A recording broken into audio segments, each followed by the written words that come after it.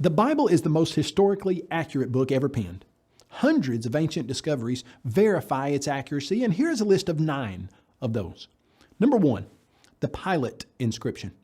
In 1961, in an Italian-sponsored dig in Caesarea, archaeologists uncovered a stone that had a Latin inscription on it that said Pontius Pilatus, prefect of Judea. That Pilate is mentioned in the gospel accounts on several occasions. You read in John 19:29, Pilate then went out to them and said, "What accusation do you bring against this man?" The find verifying the New Testament statement that Pilate was the prefect of Judea. Discovery number 2, Hezekiah's tunnel. In 2 Chronicles 32:30, we read a statement that says, "This same Hezekiah also stopped the water outlet of Upper Gihon and brought the water by tunnel to the west side of the city of David." You would think that if a king had dug a tunnel under Jerusalem, we would be able to find it, and that's exactly what we find. A huge tunnel that matches perfectly the biblical description of Hezekiah's tunnel. Discovery number 3, the Taylor Prism. In 1830, a man by the name of Robert Taylor uncovered a 15-inch tall clay cylinder. There are 500 lines of written text on this clay cylinder, and it was put there by a man named Sennacherib. Well, Sennacherib was a king of Assyria that you read about in the Bible. On the clay cylinder, here's what Sennacherib said. As to Hezekiah the Jew, he didn't submit to my yoke. I laid siege to 46 of his strong cities, walled forts, and to the countless small villages in their vicinity, and conquered them by means of well-stamped earth ramps and battering rams. It's interesting when you compare Sennacherib's statement of what he did with the biblical statement of what he did. In 2 Chronicles 32:1, we read, Sennacherib, king of Assyria, came and entered Judah. He encamped against the fortified cities, exactly like Sennacherib says he did. Discovery number 4, the David inscription.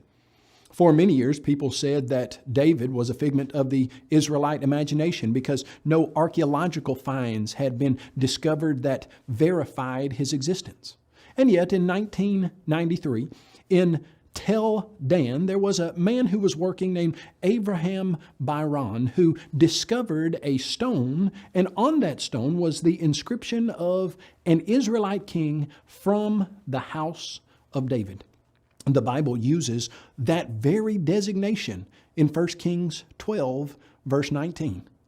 The David inscription validated the biblical text. Number 5, the Moabite stone. Found in 1868, it's a black basalt stone that measures about 3.5 feet high, 2 feet wide. On that stone, Mesha, the king of Moab, cut lines of text in about 850 BC. Mesha mentions that Omri was the king of Israel who had oppressed Moab, but then Mesha says he saw his desire upon Omri's son and upon his house. The Mesha stone cites Omri as the king of Israel, just as 1 Kings 16, 21 through 28 indicates. Furthermore, it mentions Omri's son, Ahab, in close connection with the Moabites, just as 2 Kings 3, 4 through 6 does. In addition, both the Steel and 2 Kings 3, 4 through 6 list Mesha as the king of Moab, and it further names the Israelite tribe of Gad and the Israelite God Yahweh. Another validation of the biblical accuracy. Number 6, the Nazareth house. In 2008, a skeptic named Rene Salm wrote a book that he claimed destroyed Christianity once and for all. He said that Jesus could not have existed because there was no town of Nazareth in the first century. In 2009, an archaeological discovery was announced that they had found a small house in Nazareth that dated to the first century. The house was only about 900 feet square total, but it was large enough to provide evidence of the Bible's accuracy. Number 7, the Cyrus cylinder. In 1879, Hormuz Rassam found a small clay cylinder. It's about 9 inches long, and it's now in the British Museum of Natural History. In the ancient city of Babylon, he uncovered this, and this clay cylinder was commissioned by King Cyrus.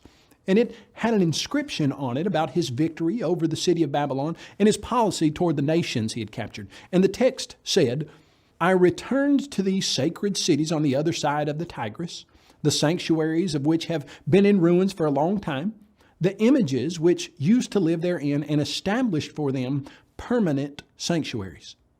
The policy, often hailed as Cyrus's Declaration of Human Rights, coincides perfectly with the biblical account of the ruler's actions, in which Cyrus decreed that the temple in Jerusalem would be rebuilt and that all the exiled Israelites who wished to join in the venture had his permission and blessings to do so.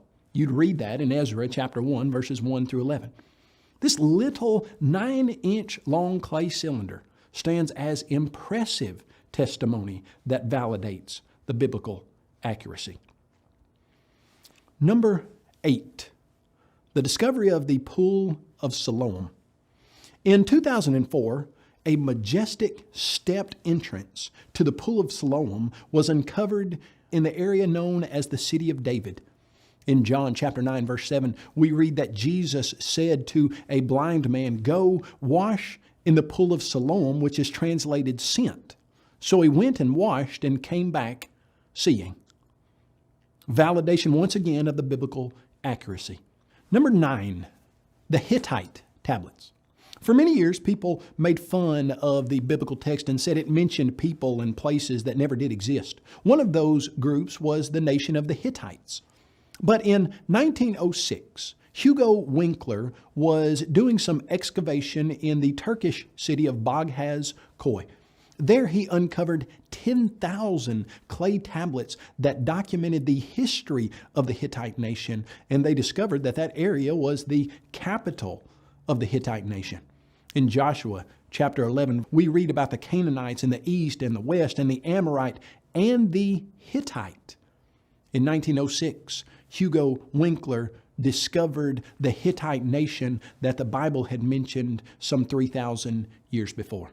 The Bible is the most historically accurate book ever penned.